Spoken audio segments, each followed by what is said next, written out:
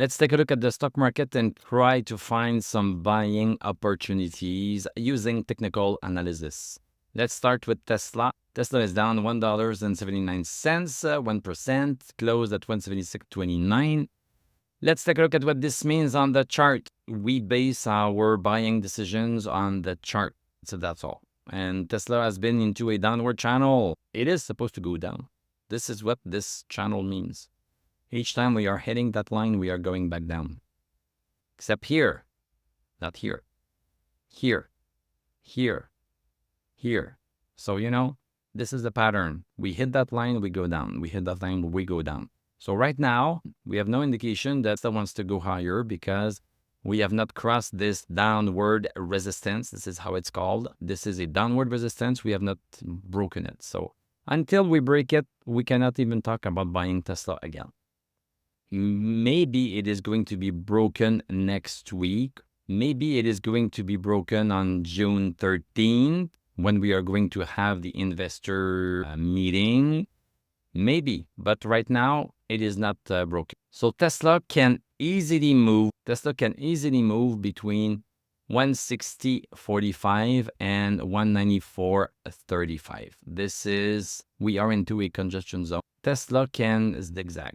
If we break the downward resistance, then we are going to start looking at other things that are going to help us decide if we want to buy into it or not. You can look at the Tesla live I did yesterday. I go a little bit more in depth. Let's take a look at the VIX. So VIX started to go higher and higher today. So this was not good, but then it came back down. When the VIX is going up, the stock market is going down. So this is why we keep an eye on this guy. If we see it go higher than $15, then we are going to be a little bit more concerned. The same thing for the bonds. If the bonds are going lower, then the stock market should go higher. This is why we like to look at these things to kind of see where the market could be going. Let's take a look at the stock indices. So the stock indices represent a piece of the stock market. So it's always nice to see if the stock indices are going higher or going lower because this can have an influence on other stocks.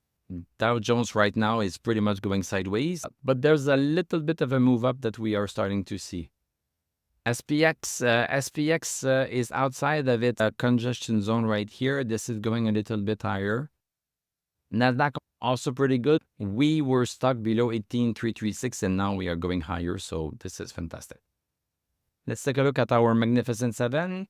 So Apple closed at 194. So this is going higher and higher.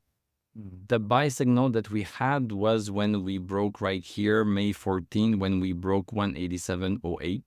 Then we retouched it and now we are continuing. The big move is going to come if we start breaking 198.35.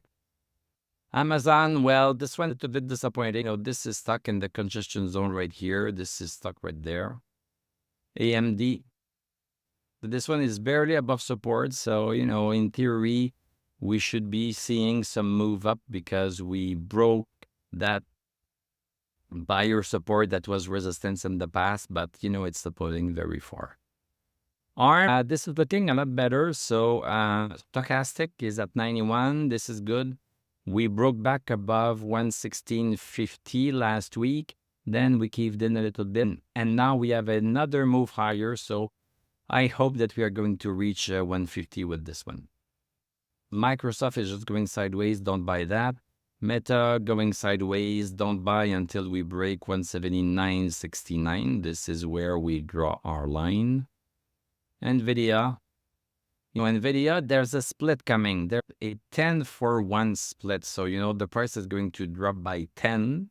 And if you have some stocks right now, you are going to own 10 times more stocks very soon. But this one, it had a nice move and now it's plateauing right there. It's plateauing right there. It's too late to buy because it could be coming down. If it breaks that plateau, then you can buy again. Palantir, nothing to see here. SMCI, nothing. SoFi, nothing. Let's take a look at our EV stocks.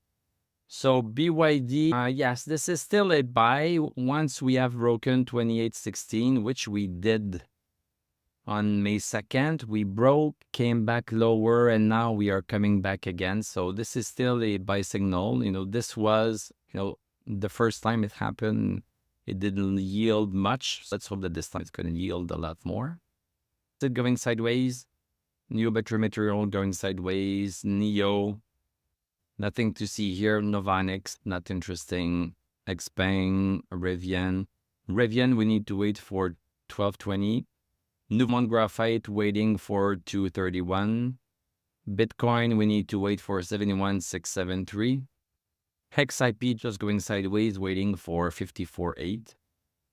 Physical gold going sideways, not the time to buy. We are waiting for 1856.